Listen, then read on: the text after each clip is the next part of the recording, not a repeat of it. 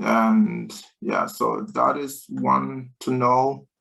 And we would ask everyone to keep their microphones muted unless when they're speaking.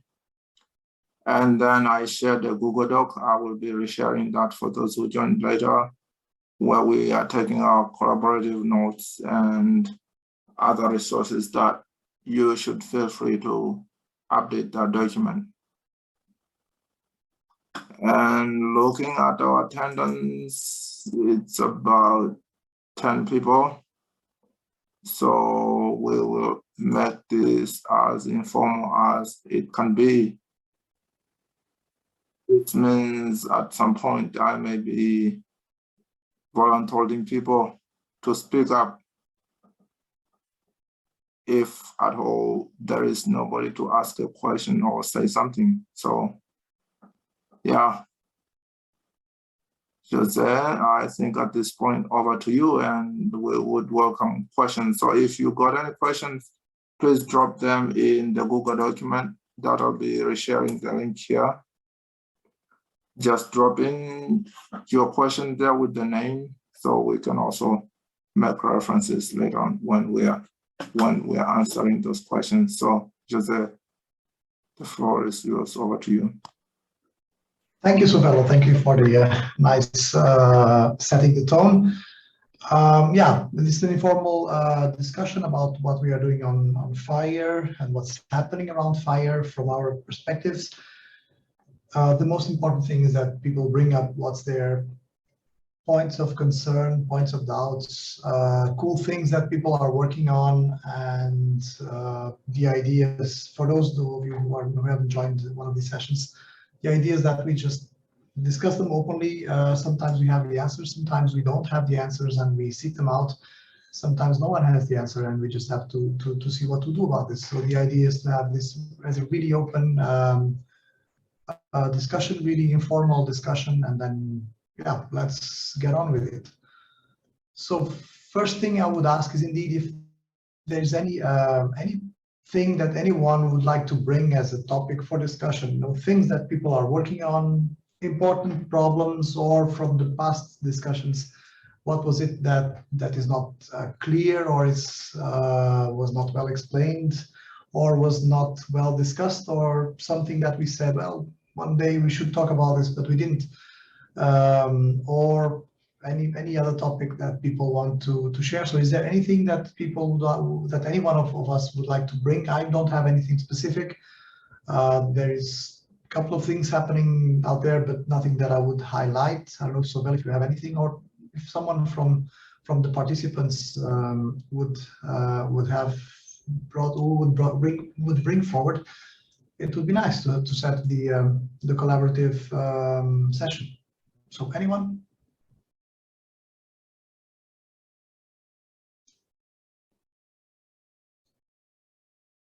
Okay, before we volunteer people to tell what they are busy with, and that will bring up some good ideas, I will just then what I can do just to set some thread is to recall what we have been discussing in terms of FHIR webinars. So the FHIR webinars, we started with a bit of basics on what FHIR was. You're always welcome to go and watch those videos. It's very dense. It's a lot of talking because it's me, but there's also lots of things to be talked about. So there's a couple of webinars. So one of them is the FHIR basics, as I said.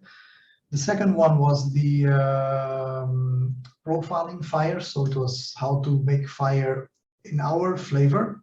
So that's maybe, I'm just saying this, that maybe it's something that gives people ideas on what we are discussing. So actually, let me go in a bit more details. So in the first one, we saw FHIR as a standard, where FHIR fits in, does it solve all the problems, what kind of problems we want to solve with FHIR.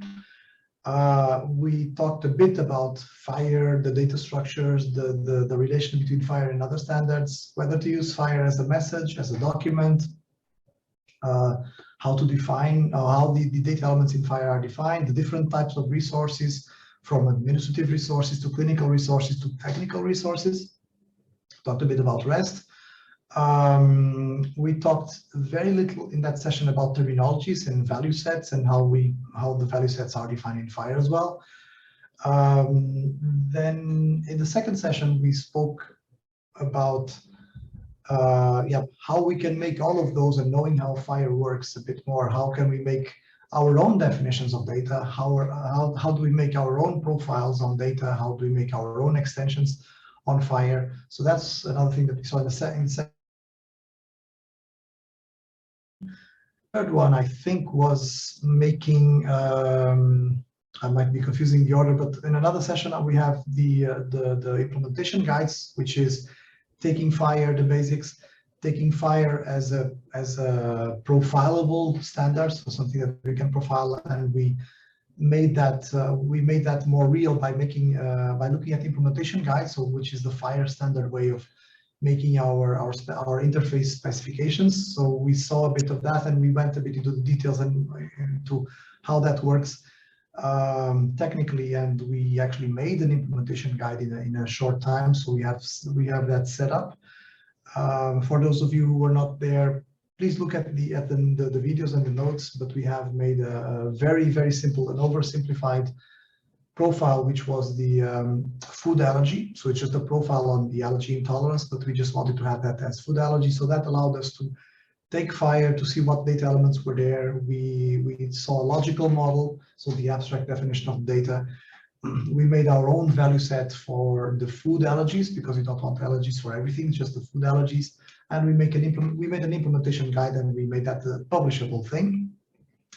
Then we went on to terminologies, where we discussed a bit more in detail what are the terminology concepts of value sets, code systems, naming systems.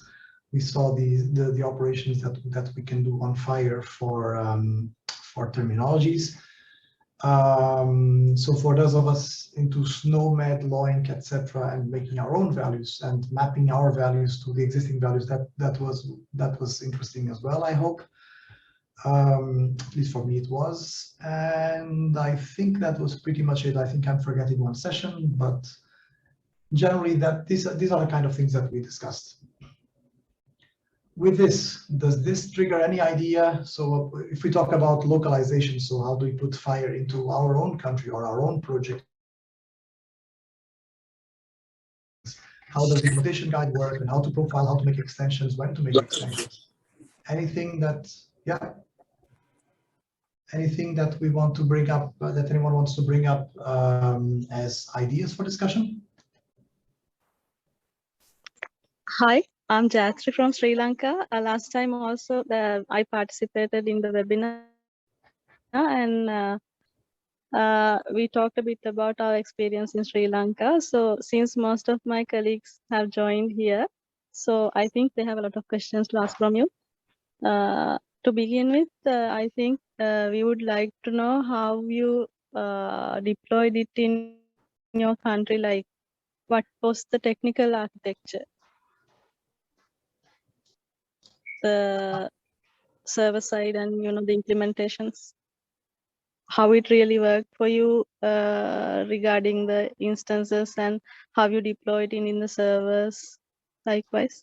So instances of the servers themselves, right? So the actual deployment.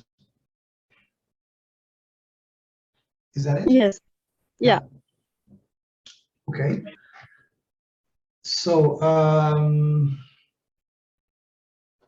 that is something. So I'm focusing on the standardization aspects.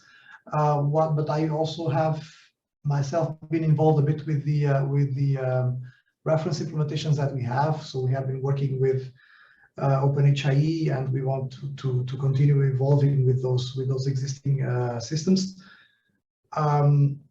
This is the area where I start getting out of my comfort zone. So I would ask others to jump in as they want.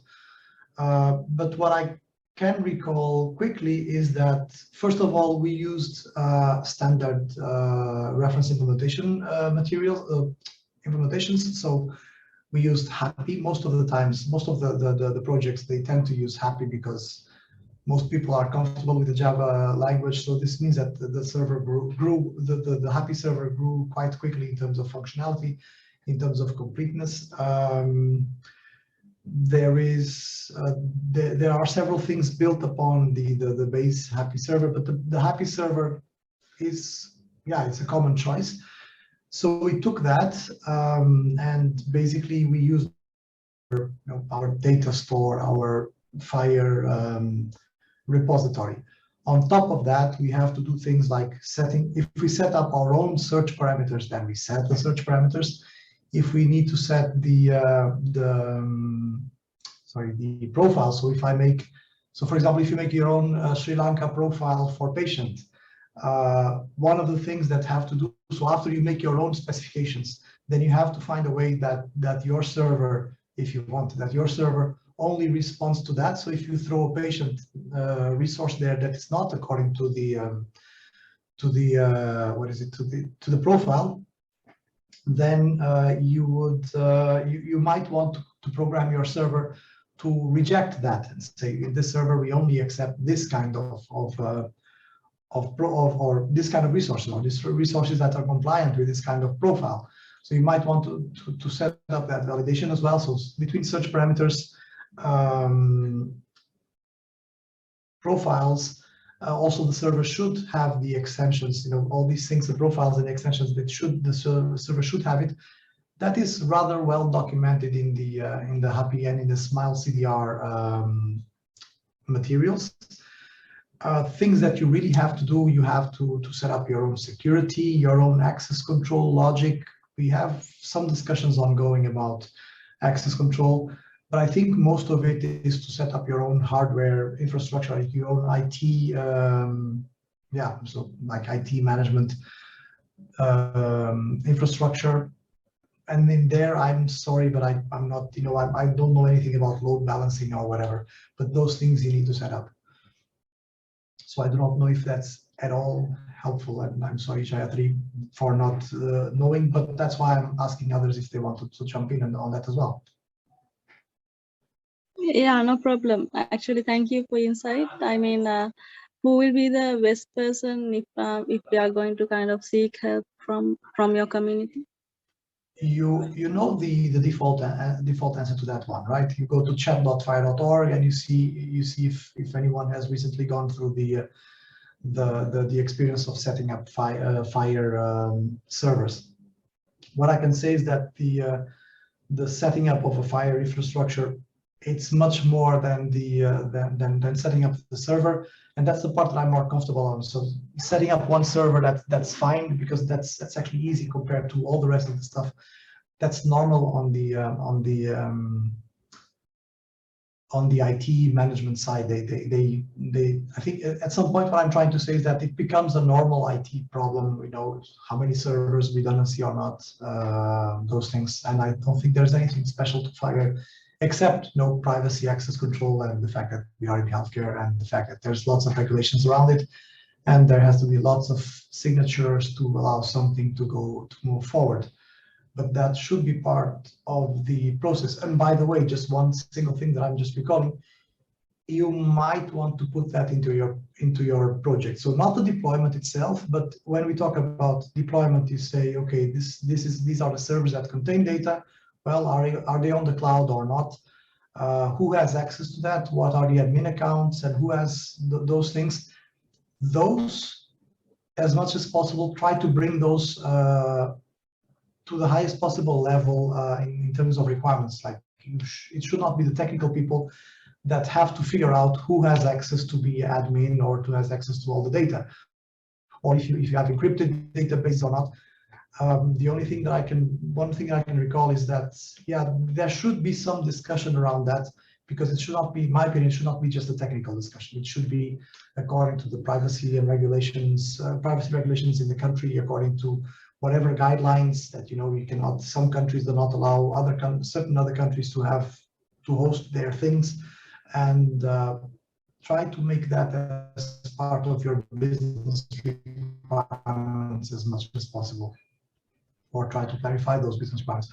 which, by the way, you can also put in your implementation guide to say this is the implementation, and in this country, so you can say in Sri Lanka, only the users with this role, or only only physicians that have a legitimate reason to access the data from the patient have the right to access the patient's data.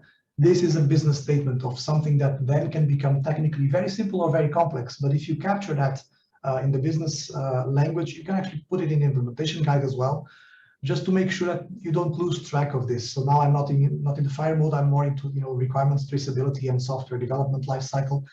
It is one thing that I noticed, that it is something that could be much improved in terms of maturity. In saying, why is this change? Where's the requirement for this? Who approved these requirements?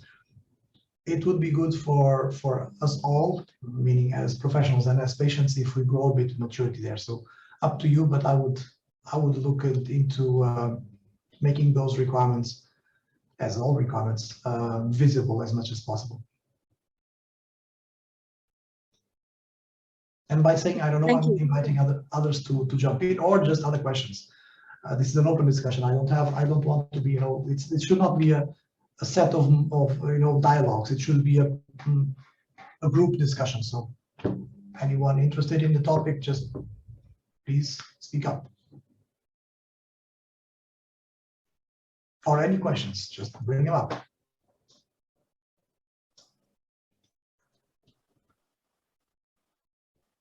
More topics? Hello, I'm from Sri Lanka. Actually, at the moment I'm in the UK, but I'm from Sri Lanka. I'm also participating in this project. We try to do FHIR profiling, but it has been a long time. But we have not come to a sort of a tangible output yet. So can you please now explain I'm not sure whether this was discussed earlier, but the broad steps that you should do in localizing FHIR to your country or to your setting to your country. So as Jayatri asked, one would be the technical setting up of the servers and things. So if you can broadly list down these are the 1, 2, 3, 4. These are things that we should do. So we can use this as a guide, and then we can go on about our because there are I know there are a lot of documentation, but because there are a lot of documentation, it's not really easy to find the clear-cut way of doing it. Thanks.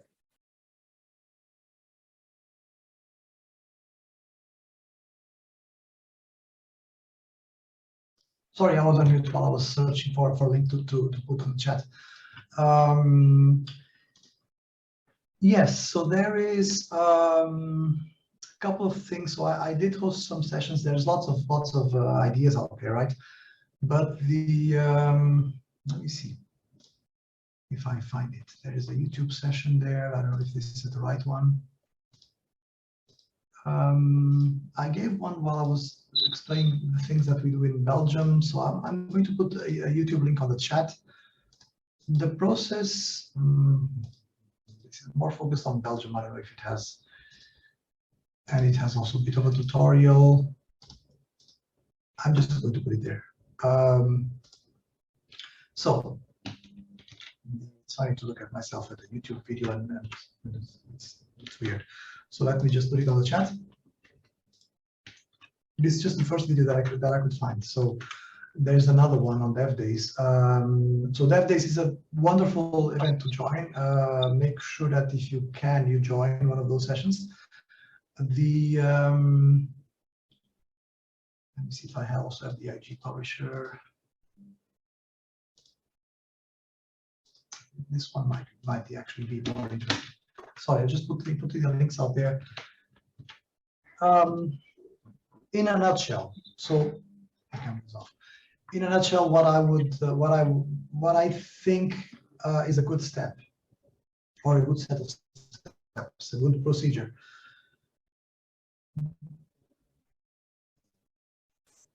There is, the governance and the technical side. Don't underestimate the governance side, meaning that there is a couple of things to be done. I will go through them rather quickly, but the important thing is who is doing that and when and what's the process for that. Because if you do a profile and if you think that this is my value set, how do you make sure that when you make that decision that there's some sort of agreement behind it and there's some sort of support behind it, so that the next person that does it doesn't feel the need to do it differently, or that the next person doesn't find it too strange, and then they make some other extensions, and at some point you have a proliferation. Jesus, it is a difficult word. The proliferation of specifications of extensions, and that might be working against you. So yeah, if you make an extension for the patient status and someone else says, well, I don't mean the status, I mean the patient category. And so it is very important. So it's one thing that's normally underestimated. It's very important to see what kind of procedural steps do you have to reach to do the technical, profiling. So that's one thing that I would highlight. So try to get the right people to support the effort or to be present in this. So what I've done in the past many times is, so as a member of some committees in Belgium, some committees in IHE, some committee in HL7, sometimes we have an opinion, but it's not just because that we have or we think we have a solution. What I do is I expose it and we say, does everyone agree? But it's much more powerful to see, okay, during this meeting, these people agree that this was the step to the next step. It's much more powerful to do that than to say one expert here or one person there, they took a decision, but no one really knows why. So try to have that procedure. There's a couple of things that we can discuss there. I can show some examples, but in terms of the process itself, I think it comes down to the following. It's the V model, but I would do the V model many times. So it's a WWW model. Be something like, try to get the business or the functional requirements up front. So try to have an agreement on what it is, what information are you trying to exchange. And this happens in IHE, we call it transactions. This happens in OpenHIE, we call it workflows. This happens in several places. And it's really, for me, one of the most important things is to see what interoperability are we looking for. So it's not going to be about, for example, medication. You can say we want to have medication as interoperable, and then this is very fluffy. So one of the things that you should do is to document the scenarios or the use cases that you want to cover. For example, if I talk about medication, is it about prescriptions or it's about medication lists? Those are already different things, and you start filling in your scope. Or is it about the supply chain of medication? That's completely different. But at least you start, so you start scoping the discussion, and try to do that. So this is, architectural design, that, if I can say that. Try to do it on the business perspective to say what exchange of information do we need here. So the process will work like this. So in a process, normally a prescriber prescribes a medication and a pharmacist dispenses the medication. If it's outside of the hospital, inside the hospital, maybe it's dispensed by the pharmacist. Maybe the nurse has to pick up the drugs, and then we have a big problem. Is that a dispense or not? But try to identify those things. And in terms of interoperability, the important thing is what information is sent over the wire. So this is the fundamental question. When we talk about FHIR, we know that FHIR can be used to persist the data, but FHIR is all about interoperability. It's all about exchanging information. So the key thing is, and here's the fundamental point, try to identify what system 1 tells system B, the system 1 tells system 2. This is the fundamental point. And if you can, what I do a lot of times, or all the times, is to try to imagine one actor, so one system, telling the other, here is a prescription for fulfillment. This is completely different from here is a prescription for your information, because sometimes you have the prescription and you say, please fulfill. Sometimes you have the information and say, I don't know what to do with this. This is yours, or this is just for your information because you're doing the reconciliation, or you just in case if you put more medication to know that this is what the patient is taking currently. So, and that kind of dialogue, that simulated dialogue, here's a prescription for dispensing. So trying to identify what triggers me to send the information, what information am I sending over the wire, and what is expected to happen with this. This is very important. Try to define it from a business perspective, like use cases on a very granular level, or not very granular, so on a very broad level. What are the use cases that you want to support there? So, and the use case could be something like here. So upon finishing a visit or a treatment analysis, something, the physician sends or submits the prescription. That's the trigger event. Then this sends some information over the wire, and the other system will receive that information with the purpose of dispensing or approving or validating or further relaying it to someone else. So if you try to have this dialogue and these things identified, it really helps in making sure that in terms of functionality, you know what you're discussing. Otherwise, someone joined the discussion, oh, you are doing medication. Why don't we do the medication catalogs and the supply chain? And at some point you have to say, this is not our scope. So try to identify your scope in that sense. And I'm now going, through the V model. I'm now from the topic, I'm looking at the transactions, the business transactions. And in that business transaction, that's the second thing, is you identify what data do you need to exchange. And when you need to exchange the data, you say, well, from a prescription, I guess I need the patient identification. Okay, that's fine. Keep it like that. I need the drug identification. That's another thing. I need the quantity, and try to do these things on a business level. You don't have to look at the FHIR resources in that step, in this step yet. You can just to see if you're missing something, but try to define those. And that is a logical model. So for me, the way to capture that, try to capture that as a logical model. So the logical model, I don't want to repeat the whole session here, but if you go to our webinars, the one with implementation guides, the logical model is the one that describes the data as it's meant from the business side. So take that and say, in this exchange of data, we need the patient information, and then you can drill down and say, I need a patient ID or several patient IDs, I need the patient age, I need whatever, and then you see what information you need there. I also need information about the drug. Do I need the drug name? I need the drug code. Do I need them both? Well, if I have the code, I have the name. But maybe it's a good practice to have the code and the name, so that there's, if there's some issue with the code, the medication is replaced, at least you have the name as a backup. Whether that is a good idea or not, it depends on your business analysis that you have to do. So, and until now, we are on the business analysis part. And it's very important that if you have this kind of overview of what needs to be, what exchange of information needs to be captured. One thing that I would also advise, if you are embarking in a big program, which I have the sense that that's what you might be heading for in Sri Lanka, is try to keep an inventory of those. So try to keep a list of what transactions are you supporting, because at some moment it's going to be very important to see what are you covering. Because if you say we support the following FHIR resources, you will see that some FHIR resources are used in different places and different transactions in a completely different way. So it's very important to make a list of, and this is enterprise architecture, to make a list of what data exchanges do you support or do you plan to support. Make your roadmap based on that. And if that exchange needs 1 resource or 20 resources, that's just a technical thing. So if you try to do that, so we are now entering from the business analysis, which is the business transactions and the data models from an abstract perspective. Then you enter the FHIR specification. And that is a profiling thing. So then you take the models. So please look at the video that we had for the implementation guides. We basically take the logical model and say, oh, I need this element. Is this element already in the resource? Yes, then I take that one. Is this element in the resource, but it needs a new value set? Okay, then I need to make a value set.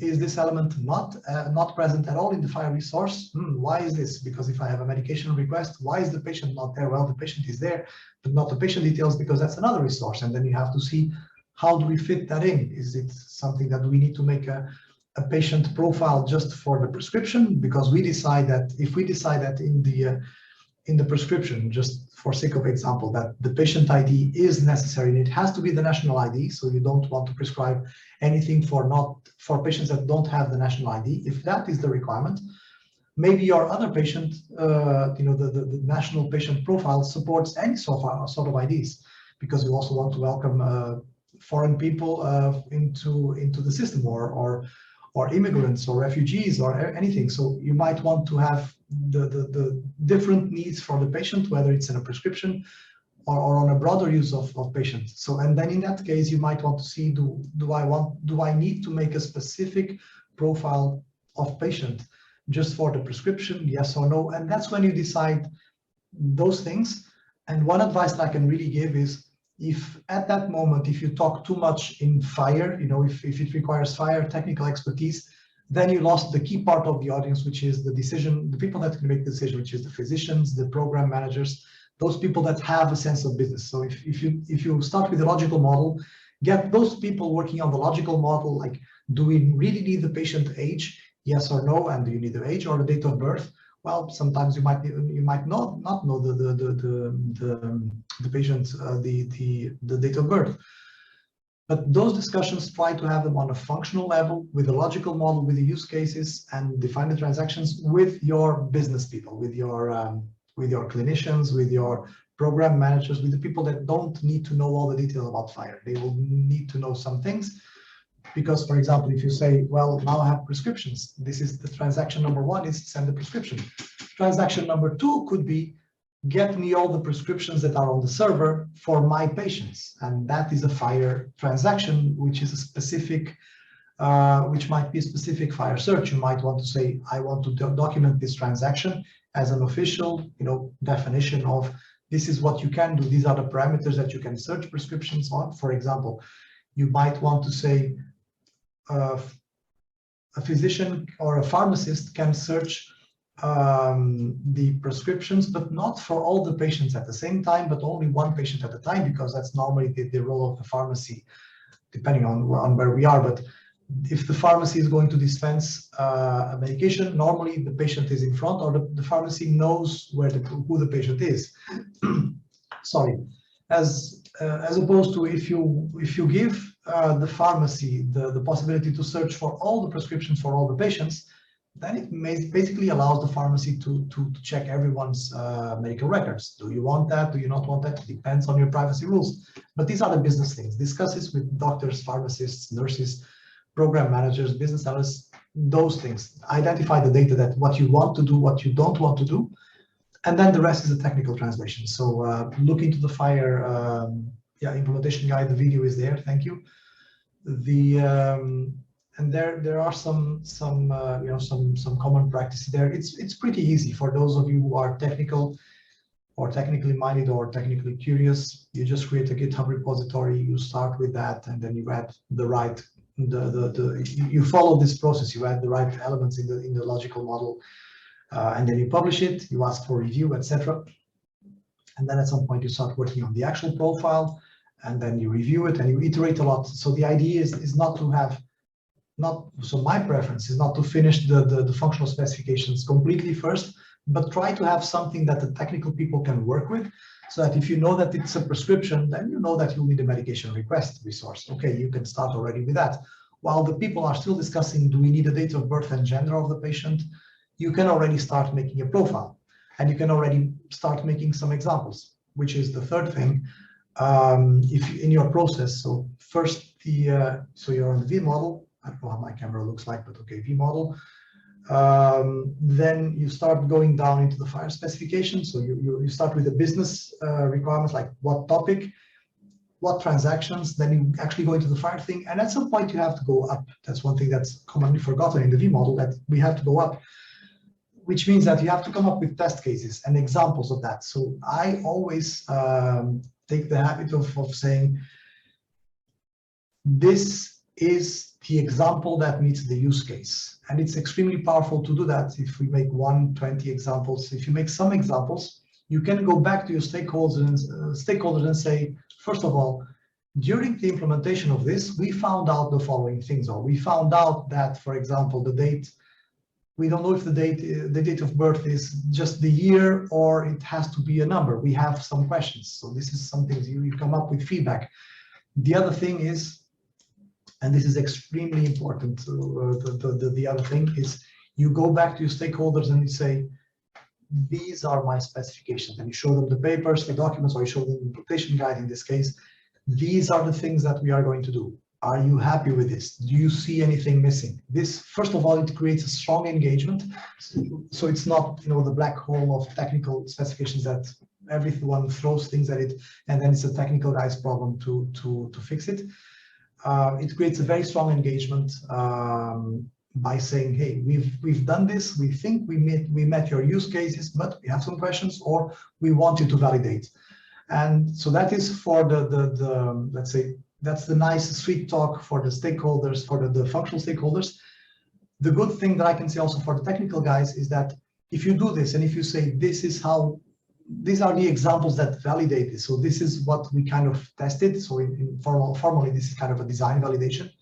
You're also saying that we understood this and the stakeholders, they validated this. So if something is missing, you know, if there's a scope creep coming, it's not because we forgot something, because we've done our job of pushing this back and say, hey, did we forget something? Do you need something else to be added? And finally, we are working, so we, the FHIR community, are working on this, is how to test this.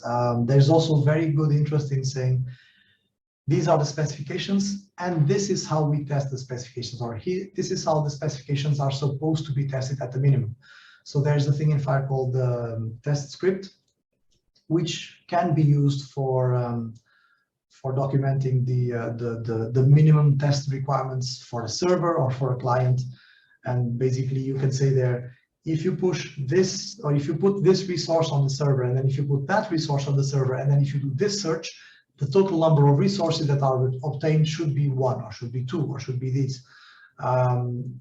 It's possible to do that, to do this sequence in FHIR, pretty much like what you do in tools like Postman. You can do that thing, and by saying this, or by validating these test cases, you're again saying that we know the boundaries of our implementation. It's less likely to become a scope creep. So in a nutshell, this is, Kusal, this is to your question, this is what I would recommend. I don't know if it gives you some ideas, some more thoughts, more questions. Thank you so much. I think it was very useful. It was very useful. We will go. Actually, I have not gone through the resources that you shared, so I will go through them, and maybe my colleagues, some of them might have gone through that. So we'll discuss again. Thank you so much. Yep. So Velo has put the link to the V model, and the V model is, you know, I just say this in a traditional sense. So you can choose whatever methodologies you use. Personally, I use kind of a hybrid between Scrum and what was it? Scrum and I forgot. It's one that iterates as well. So and I think it's Rapid Design. I forgot the name. So basically, the methodology that you work with to develop your FHIR specifications, try to have some methodology and try to use the methodology. But if I limit myself to Scrum, and I'll try to remember what's the other one. So I just mixed them both. It was when I started to look into methods of development. But if you look at Scrum, you have your backlog, and actually I can show you something on one implementation guide. Let me see if I have one implementation guide. For the case reporting, for example. Oh, this doesn't work. 1 second.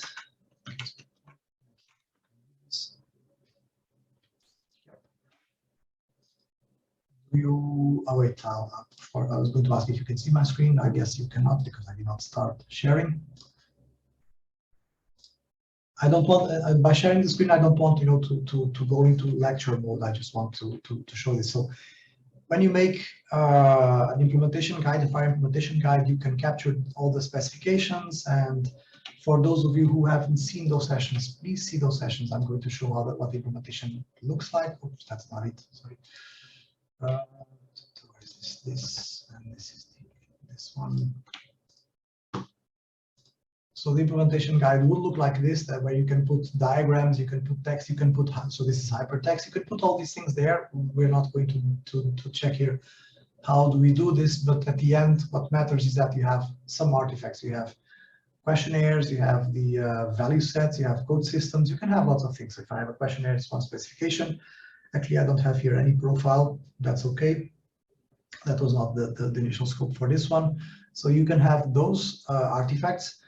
And in terms of Scrum, what we have also in the, and this is just a way of working, you don't have to have the same approach, but what we do, or what I tend to do, is to have my own Kanban board. So, okay, this is not really Scrum, it's Scrum Kanban, but you can have this, and you can have this as a very formal process as well. So you can say, how are we, so going back a bit to the governance, how are we going to ensure transparency in our national FHIR specifications? Well, we can make sure that there is a formal intake process for getting input from the community or from the stakeholders.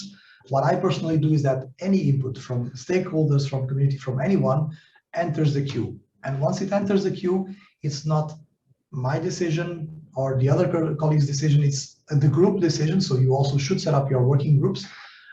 Sorry, I didn't mention that before. Try to set up working groups so that it's not just one-man project or one man's idea, because at least, I don't know what's with the others, but my opinion on Monday might be different on an opinion on Friday on things that are very ambiguous.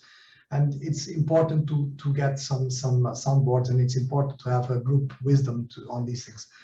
But then if you start capturing the issues that you have, so the proposed changes or the needs for change, anyone can go, as long as they have a GitHub account or some other way, find a way that anyone can provide feedback, and they say, I don't like this description, or this definition of this data element is not correct, or there is a value set missing, or translations are missing, or that there is some content that should be added, or this is not good. Whatever is the feedback, try to make it formal and visible, and then it helps the teams, because like in any Scrum project, if you see that someone says, I don't like this, well, that's not really an actionable feedback. But if you say, this feedback, I don't like this, this value set, I don't like this because there is one value missing, then you can say, okay, then this is now in the to-do, it's on our to-dos, and then we accept it as a to-do, and then we act on this, and we change it, and we can have the pull requests, pull requests, etc. So, and you can have a rather formal process for doing these things. Both FHIR as a community and some FHIR groups use similar things, because at some point, if something is a legal standard, is that you want to impose it as a federal, as a national standard, you do need this kind of strong, transparent process, so that you have done the due diligence to accommodate and to discuss any input. And this transparency brings a lot of power, so it brings a lot of robustness to the process. So it makes your process is more reliable, therefore the outcome is more reliable. I don't know if so Kusal and Jayatri, if that is something that you also want to discuss about the process versus the technical part. The technical part is very simple, and you can see the implementation guide videos. The fun part, and the one that's not really mature yet, is this management part. So how do we do this? How do you handle translations? Is it internal? Is it a technical guy that does translations and then someone else has to review? Or do we have an external translation office? And how does that enter into this? Well, maybe you could imagine that, like, translate this to the other language will be another issue. So you do these things in English, and then you ask someone to translate, and then it goes from the inbox to do an in progress and done. So just for those of you who are into Scrum, normally in Kanban we have to do in progress and done. I tend to have at least the inbox to do an in progress and done, because the inbox is the requirements that are not ready. So if you put the definition of ready there, so these are just ideas that we don't know if they are actionable or not. The to-do is things that the group agrees that we have to do something about this. There might be feedback that gets rejected, so it never enters the to-do. And that's why this inbox, sometimes it might make sense. Again, your mileage may vary. You might have your own process, but that's it. So yeah, if you follow these things. Oh, and just the use of GitHub. GitHub is free. It supports private and public projects. So it depends on what you have. If you have Jira, for example, you might want to use things in Jira rather than GitHub. But there is rather good integration in GitHub, so that if you do a pull request to a change, then you can link the change to the requirement. So you can say this change happened because this item was agreed to be done. So if I make a pull request now and link it to the issue number 8, then from then on, everyone can see that the issue number 8 is resolved by that pull request. And you can do lots of things with GitHub, automation, etc. So it's rather interesting ecosystem to work with. We are still exploring its full potential, and we are not even started. I guess there's lots of stuff that we can do there. So again, I talk too much. So any other things? Is this interesting at all?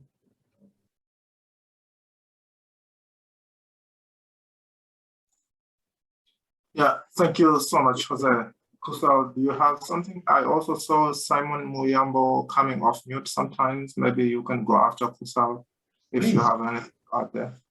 No, I don't have anything else. I just wanted to thank you for that guide information. So we will try to amend or follow up the process and come back to you if there is any more. Thanks. Yeah, sure, thanks. So Simon, did you have something? I saw you coming off mute at some point. Yes, I'm really grateful for this information. The materials he was referring to, I would like to consume some of it because it's difficult for such rich information to absorb it all at once. But this is actually relevant to what we are trying to do here in Zambia. The bad news is that it gets even more complicated. So there's a lot more we have. So we can go on for a long time about the details, how do you track the changes and how do you make the changes? That's the bad news. But the good news is that, first of all, that is not a secret knowledge, that's something that you will develop that knowledge yourself. And the other good news is that maybe it would be interesting to have a session just on that, just on playing a bit with the process, because there are several institutions and organizations looking exactly into this. And I remember that I got some feedback from the Dev Days presentation that I mentioned. So maybe there would be interesting in some sort of a workshop, not on the changes themselves, but just on how to manage those changes. So just on the governance part. Does that sound like a good idea for a future discussion? Certainly. Okay. Digital Square community support in our implementation. Chris, I do not know what you mean with the question. So if you can speak up. Yeah. So Chris, I think if I understand your question is that to what extent can we leverage the Digital Square community? So Digital Square as an initiative works with the Open HIE community. So I would point you to the Open HIE community, where we have different sub-communities that address different topics and different issues in digital health. And one that you would want to get started with is the DevOps sub-community, where they talk a little bit about these things, and the general network. So the implementers network, they meet about once in a quarter, and the DevOps community meet once every month on the first Monday. I'll try to find links if I can get them before the end of the call. But yeah, so Digital Square as Digital Square, it actually has staff including Joseph, Runda, and Sobero, but we work with the Open HIE community a lot. As you can also see, I posted that link to the GitHub repo for Open HIE. You can find a lot of examples there that you can start working with just to mimic what they're doing, maybe, yeah. Yeah, and thanks, Sobelo. And yeah, so linking this, so talking about OpenHIE, all of these things that we are discussing, the process, the way of working, etc. OpenHIE also has, the architecture where the transactions or the workflows are documented. So not only the artifacts that come out of OpenHIE, but also the documentation that's in OpenHIE. You can have this, and as Sobelo was saying, also the methodology. So from the OpenHIE, you can get some methodology insights. I expect that the methodology, so OpenHIE is one of the communities that has, that has a lot of things out there, not only specifications, but also the methods and the way of working, the architectures, etc. So it's definitely one of the sources of inspiration for, for the requirements. So why do we need to make this more efficient? And what kind of tools do we use, and what is the best process? So that's definitely influenced by OpenHIE needs. For OpenHIE, you also have these groups that they are meeting, and you also have the artifacts themselves. So if you want to say, I want to have my own laboratory management system, okay, then there is a reference implementation for that. So you can use that. And again, one recommendation I could do is, as much as possible, try not to do, so try to maximize the work that you don't do. So if you need to specify something on lab or medication or patient management or whatever, as much as possible, try to see what's out there and rely on that and say, in this case, we are going to rely on the OpenHIE specification or the IHE specification or any FHIR standard guidance, because you save a lot of work for once. But second, you get the input from the international community. And although sometimes that creates some issues, because sometimes I look at specifications and I see, I don't understand, my case is so simple, why these people made this so complicated. But then as we go through the implementation, we realize, oh, possibly that's what they meant, or I see now what's the connection between this and privacy. So all sorts of good practices also come by reusing the content of existing implementations and existing specifications, such as OpenHIE. So feel free to steal any ideas and any content, because it's open anyway. So feel free to use that as much as possible. I do recommend that. And if you find something wrong with that, please mention it there, and then that's why the processes are there, to improve it.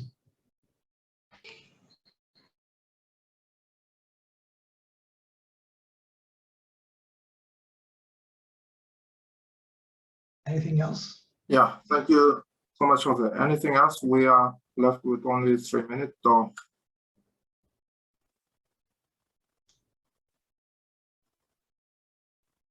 any last question?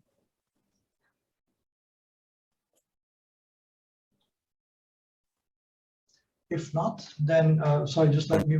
So I think we can take up the idea of thinking of a webinar or workshop on these methods of working, just a bit on governance. It might take a while because there's a lot to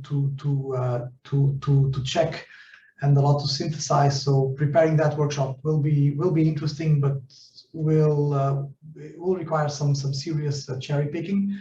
But I think we could do something interesting there. Whether it's going to be a webinar or whether it's going to be just one of these chats, we will let the group know. But yeah, I take that as a feedback for the next sessions. Thank you. Yeah, thank you so much. Yeah. Thank you so much.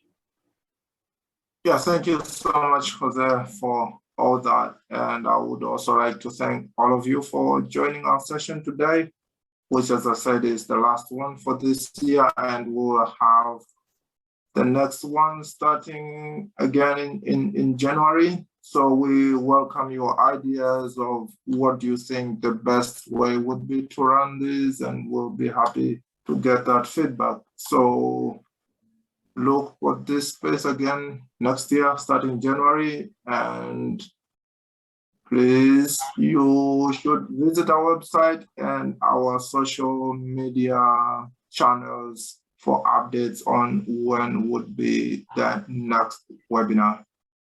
Thank you so much for joining us today, and Merry Christmas for those who observe Christmas, and Happy New Year for you all. You have a great 2022 coming.